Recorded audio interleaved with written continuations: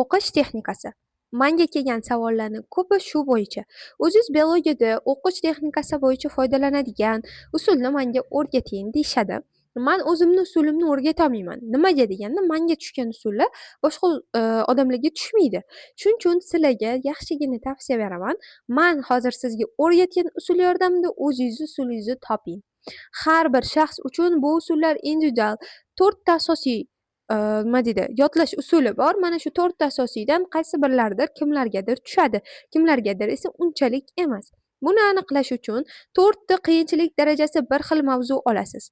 Men hozir 4 ta mavzu sizga bersam, u sizga qiyinchiligi har xil bo'lishi mumkin. Shuning uchun o'zingizdan bilib turib 4 ta qiyinchilik darajasi bir xil, lekin o'qimagan mavzuyingizni tanlaysiz.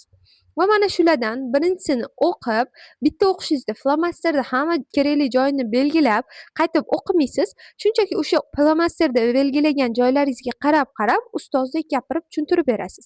Misol uchun gapirasiz, qon aylanish doirasi bizada ikkita qon aylanish doirasidan iborat, bittasi katta, bittasi kichik deysizda, tushuntirib o'tib ketasiz, o'sha izohlab berasiz har bir gapni. Va ikkinchi, uchinchi, to'rtinchi usullarni men Telegramda video qilib tashlab qo'yaman, chunki uzayib ketadi video.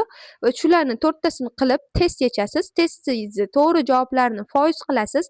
Foizi baland chiqqan usul sizga tushadi degani.